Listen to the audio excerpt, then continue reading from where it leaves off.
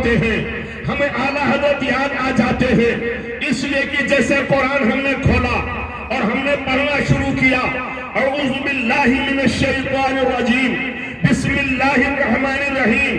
جیسے ہم نے بسم اللہ الرحمن الرحیم کہا، اللہ کے نام سے شروع جو بہت مہربان رحمت والا۔ یہ ترجمہ کس کا ہے؟ مجدد میت ماضیہ مؤید ملت طاہرہ اعلیٰ حضرت سرکار کا یہ ترجمہ ہے۔ اعلیٰ حضرت سرکار ترجمہ میں فرماتے ہیں اللہ کے نام سے شروع جو بہت مہربان رحمت والا۔ حضرات جس زمانے میں مجدد میت ماضیہ مؤید ملت طاہرہ اعلیٰ حضرت سرکار نے قرآن شریف کا ترجمہ تحریر فرمایا، کیا اس زمانے میں ہندوستان میں ترجمے اردو کے نہیں پائے جا رہے تھے؟ نہیں، اس زمانے میں بہت سارے ترجمے پائے جا رہے تھے اور ہندوستان کے طول و عرض میں دندناتے ہوئے پائے جا رہے تھے۔ ایک دو ترجمے نہیں، انگن ترجمے پائے جا رہے تھے۔ ڈی پی نذیر احمد کا ترجمہ، فتح محمد کا جالندھری کا ترجمہ، ابو الاعلیٰ مودودی کا ترجمہ،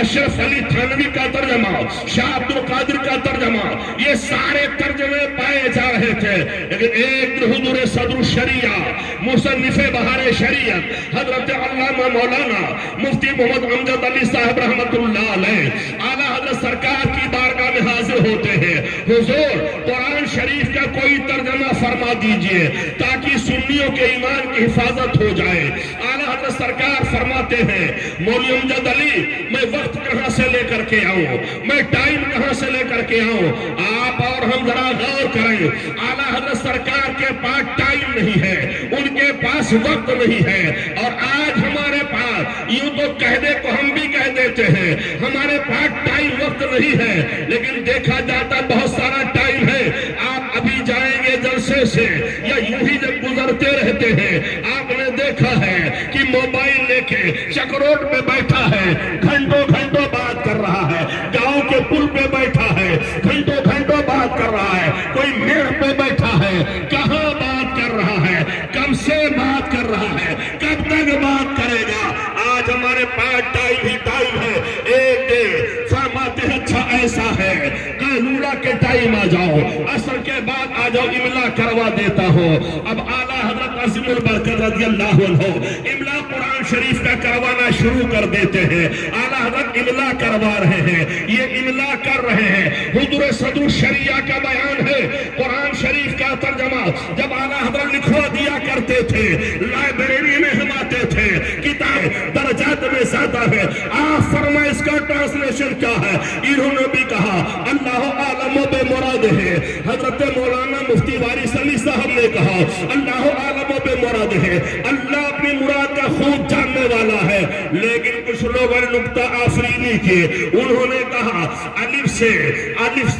اشارہ اللہ کی طرف سے ہے، اور لام سے اشارہ جبریل کی طرف ہے، اور میم سے اشارہ محمد کی طرف ہے۔ قطعی تو نہیں کہا، لیکن کہا یہ معنی لیا جا سکتا ہے، یہ کہا جا سکتا ہے الف سے اشارہ اللہ کی طرف، لام سے اشارہ جبریل کی طرف، میم سے اشارہ محمد کی طرف۔ مطلب یہ ہے یہ قرآن شریف اللہ کی طرف سے ہمارے نبی پہ حضرت جبریل لے کر کے آئے ہیں، اس کا مطلب یہ لیا جا سکتا ہے۔ انہیں اعتراض کرنے والے نے اعتراض کیا الف سے اللہ کو سمجھ میں آ رہا ہے، اللہ لکھتے ہیں حمزہ مفتوحہ جس کو مجازن الف بول دیا کرتے ہیں، وہ شروع میں ہوا کرتا ہے، اور جب محمد ہم لکھتے ہیں میم شروع میں ہوتا ہے، الف سے اللہ میم سے محمد۔ لیکن جو یہ کہا گیا کہ لام سے جبریل ہے، تو جبریل جب لکھا جاتا ہے آپ تصورات میں وہی فضا میں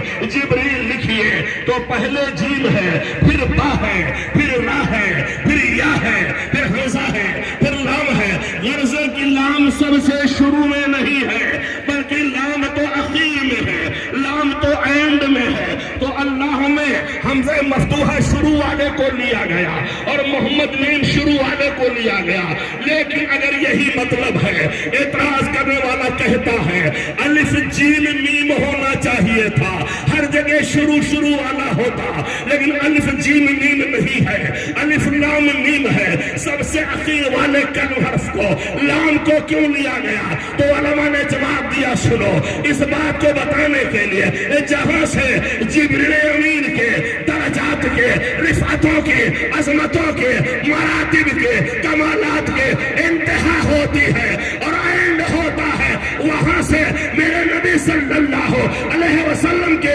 درجات کی ابتدا ہوتی ہے، وہاں سے شروعات ہوتی ہے۔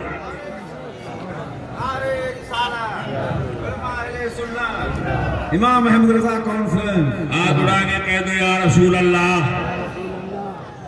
اور آج ہم کیا دیکھ رہے، سارا کام یہی جلسے میں اسٹیج سے ہو رہا ہے۔ ایک آدھ لوگوں نے 10-20 روپیہ ضرور دیا ہے، بالکل صحیح بتا رہا ہوں، لیکن سارا کام اسٹیج ہی سے ہو رہا ہے۔ سبحان اللہ یہیں سے، ماشاء اللہ یہیں سے، اور ابھی ہمارے نقیب جلسہ لے کر کے بیٹھے ہوئے ہیں، ٹائم دے کر اگر زیادہ ہم بڑھیں گے جزاک اللہ بھی یہیں سے ہو جائے۔ نعرے تکبیر، نعرے تکبیر، نعرے رسالت، حضور محدث کبیر